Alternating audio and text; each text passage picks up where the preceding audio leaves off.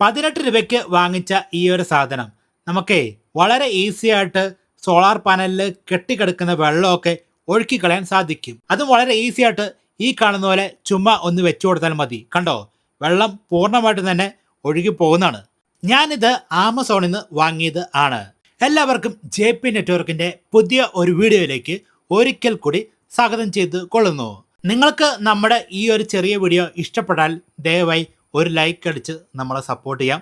പിന്നെ നിങ്ങളുടെ അഭിപ്രായങ്ങളും നിർദ്ദേശങ്ങളും സംശയങ്ങളും താഴെ കമൻറ്റ് ചെയ്ത് അറിയിക്കാം. നമുക്ക് അറിയാവുന്ന രീതിയിലുള്ള മറുപടിയൊക്കെ നമ്മൾ തരുന്നതാണ്. നമ്മളെ ഒരു 20 എണ്ണം വാങ്ങി. അതിനായിട്ട് 355 രൂപയാണ് വന്നത്.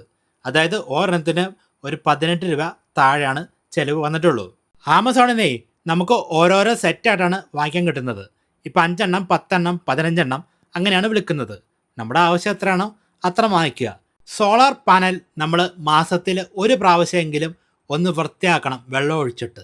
അതിൻ്റെ കൂടെ ഒരു മോപ്പും കൂടെ വെച്ചിട്ടാണെങ്കിൽ നല്ല രീതിയിൽ തുടച്ച് ക്ലീൻ ആക്കുക.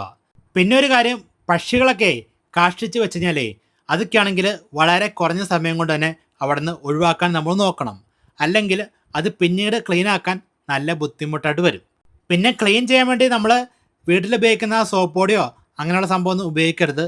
ഏതെങ്കിലും നല്ല വില കൂടിയ കാർ വാഷ് ഷാമ്പു ഒക്കെ ഉപയോഗിച്ച് ക്ലീൻ ചെയ്യാം. അങ്ങനെയാണെങ്കിൽ കുഴപ്പമൊന്നുമില്ല.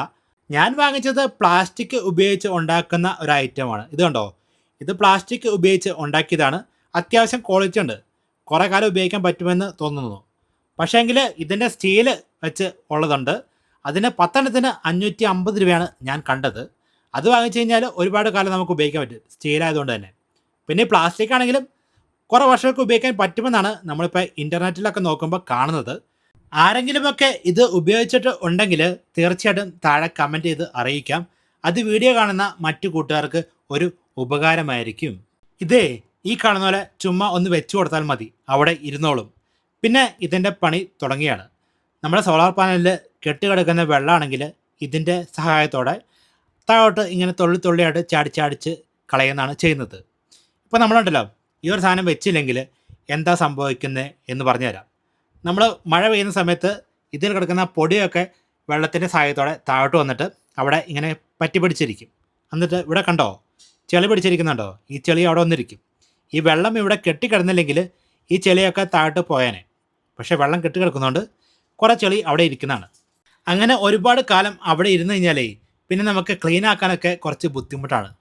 അതുമാത്രമല്ല നമ്മൾ സോളാർ പാനലിലും അത്ര നല്ലതല്ല. കാരണം താഴെ ഭാഗത്ത് മൊത്തത്തിൽ ഒരു മങ്ങി കളറായി പോകും പൊടി വന്നിട്ട്. അതുകൊണ്ട് തന്നെ ആ ഒരു സെല്ലിനൊക്കെ ആണെങ്കിൽ കുറച്ച് ഡാമേജ് വരാൻ ചാൻസ് ഉണ്ട് പിന്നീട് ഭാവിയിലാണെങ്കിൽ. ഇതിൻ്റെ വർക്കിങ്ങേ വളരെ സിമ്പിളാണ്. സോളാർ പാനലിൽ കുറച്ച് വെള്ളം എന്തായാലും ഇങ്ങനെ കെട്ടിക്കിടക്കും. അങ്ങനെ കെട്ടിക്കിടക്കുന്ന സമയത്ത് നമ്മൾ കയ്യിലെ ഒരു വിരൽ ഉപയോഗിച്ച് അവിടെ വെച്ച് കഴിഞ്ഞാൽ അതിൽ കൂടെ വെള്ളം താഴോട്ട് ഇങ്ങനെ ഒലിച്ച് പോരുന്നത് നിങ്ങൾക്ക് കാണാൻ സാധിക്കും. അത് ഈ ഒരു ക്ലിപ്പ് വെച്ച് കഴിയുമ്പോൾ ആ ക്ലിപ്പ് വഴി മൊത്തത്തിൽ വെള്ളം പോവുകയാണ് ചെയ്യുന്നത്. നമ്മുടെ ഈ അലുമിനിയം ഫ്രെയിം ആണെങ്കിൽ കുറച്ച് തടിച്ച് നിൽക്കുന്നുണ്ട്. അതുകൊണ്ടാണെങ്കിൽ ഈ പറഞ്ഞ വെള്ളം കുറച്ച് അവിടെ കിടക്കും. അത് ഈ ക്ലിപ്പ് വെച്ച് കഴിയുമ്പോൾ ആ ക്ലിപ്പിൻ്റെ ഉള്ളിൽ കൂടെ താഴോട്ട് പോരുന്നു. അത്രേ ഉള്ളൂ ഇതിൻ്റെ വർക്കിങ്, വേറെ ഒന്നുമില്ല. ഇതിൻ്റെ അളവ് എങ്ങനെ എടുക്കാമെന്ന് പറഞ്ഞുതരാം. ഈ കാണുന്ന ഇതുണ്ടോ, ഈ ഒരു ഭാഗത്തിൻ്റെ അളവാണ് നമ്മൾ എടുക്കേണ്ടത്. അത് മില്ലിമീറ്ററിലാണ് എടുക്കേണ്ടത്. ഈ ഒരു അളവ് എടുക്കാണ്ട് ഒരിക്കലും ഈ ഒരു സാധനം നിങ്ങൾ വാങ്ങിക്കരുത്. കാരണം ഇത് 30 mm-ലും 35 mm-ലും 40 mm-ലും ഒക്കെ വരുന്നുണ്ട്. അതുകൊണ്ട് നിങ്ങൾ ഈ ഫ്രെയിമിൻ്റെ അളവ് എന്തായാലും എടുക്കണം. അതിനുശേഷം മാത്രമാണ് വാങ്ങാവുള്ളൂ. നിങ്ങൾ കുറച്ച് വലുത് വാങ്ങിച്ചാലും കുറച്ച് ചെറുത് വാങ്ങിച്ചു കഴിഞ്ഞാലും ഒരിക്കലും നിങ്ങൾക്ക് അത് ഉപകാരപ്പെടില്ല. കറക്റ്റ് അളവ് തന്നെ നോക്കി നിങ്ങൾ വാങ്ങിക്കണം. ഇതുണ്ടോ 35 mm എന്നിവിടെ കൊടുത്തിട്ടുണ്ട്.